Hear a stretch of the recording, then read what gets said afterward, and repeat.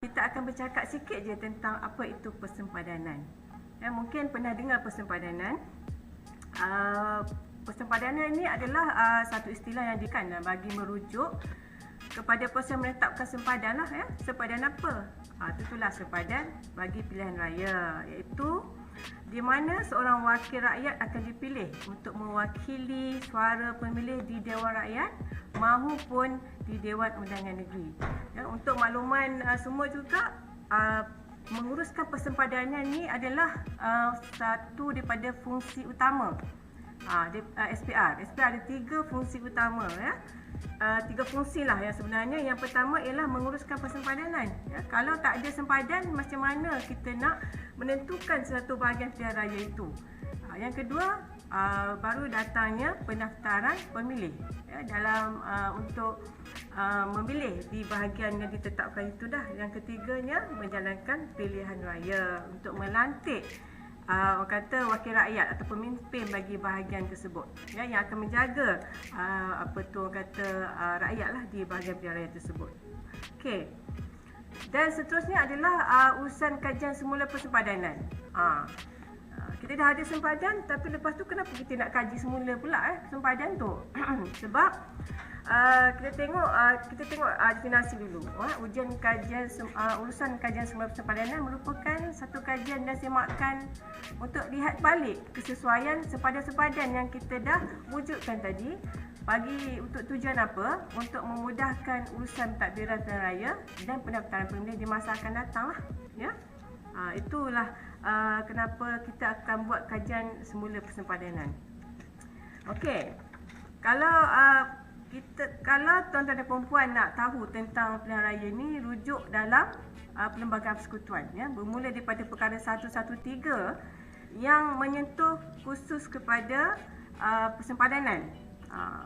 Perlembagaan Persekutuan perkara 113. Kalau ikut tentang pilihan raya semua tu dah hingga perkara 120 lah, ya.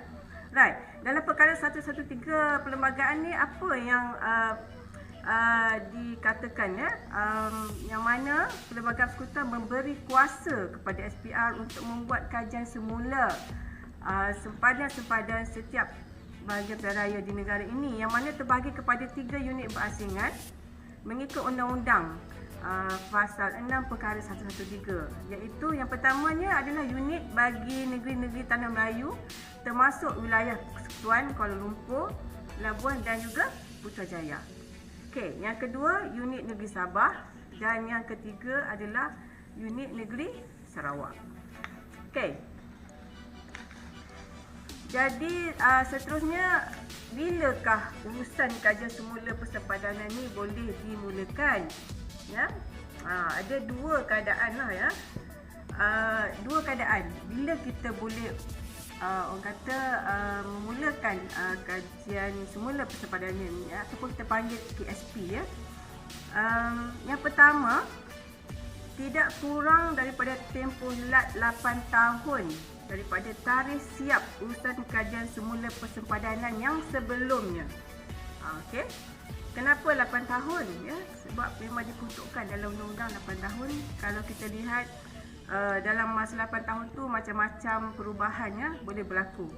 Yang kedua, terdapat pindaan terhadap undang-undang, iaitu apabila Perlembagaan Persekutuan ataupun undang-undang tubuh negeri dipinda, sama ada untuk menambah atau mengurangkan bilangan kerusi dewan atau perwujudan wilayah baru, contohnya pembentukan Wilayah Persekutuan Kuala Lumpur, Labuan dan juga yang the latest Putrajaya lah.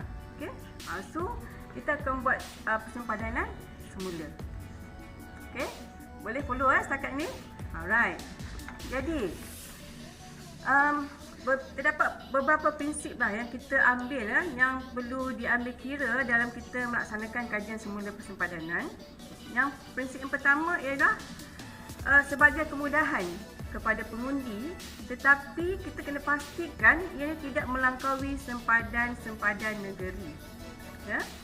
Kita nak memberi kemudahan kepada pengundi, ya. Right. Yang prinsip kedua adalah mengambil kira kemudahan pentadbiran bagi pendaftaran dan pengundian. Right.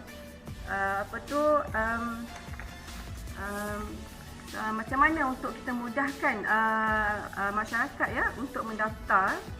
Okey, kemudahan pentadbiran lah. Yang ketiga, jumlah pemilih yang kita panggil dalam sesebuah kawasan atau bahagian pilihan raya itu lebih kurang sama banyak.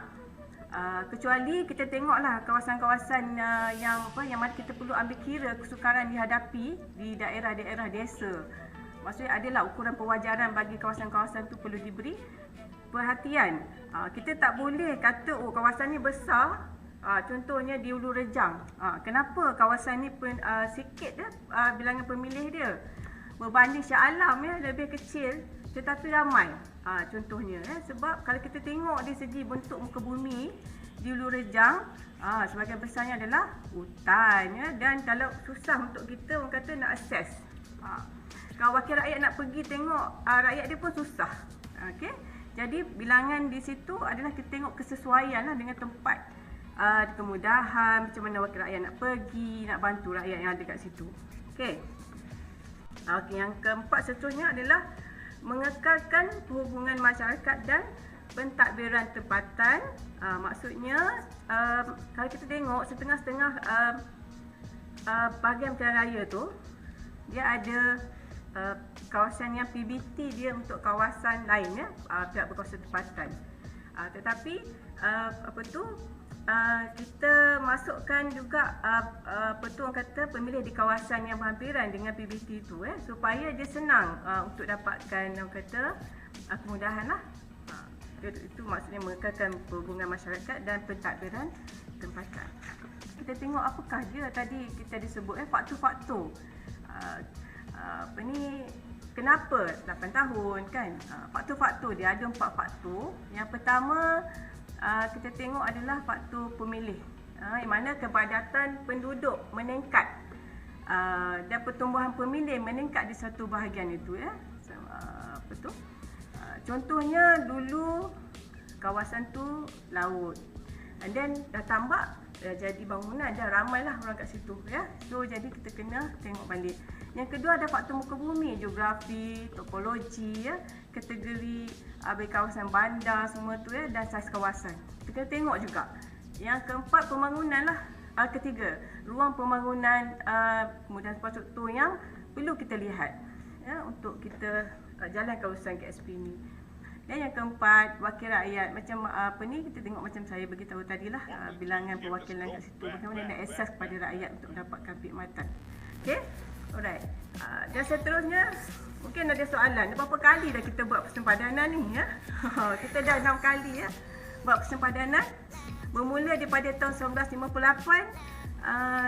persempadanan Tanah Melayu yang asas Yang mana pada masa tu parlimen kita ada 144 saja dan DUN 362. Dan kali terakhir kita pertempadanan semula adalah pada tahun 2015 bagi Sarawak, 2018 bagi Tanah Melayu dan 2019 bagi Sabah, yang mana kita dapat lihat pertambahan kerusi di Dewan Rakyat sebanyak 222 kerusi dan juga di DUN meningkat 600 kerusi selepas daripada kajian semula sempadan bagi negeri Sabah. Okey, mana-mana tambah 13 kerusi DUN. Okey. Dan ada yang tanya bila kita boleh guna bila ada buat persempadanan semula ni, bila boleh guna bahagian-bahagian pilihan raya yang baru ni? Bila DUN atau parlimen tu dibubarkan, barulah bahagian-bahagian pilihan raya yang baru itu boleh digunakan. Okey. Saya rasa itu saja perkongsian setakat ini. Okey. Sekian itu saja. Terima kasih. Bye.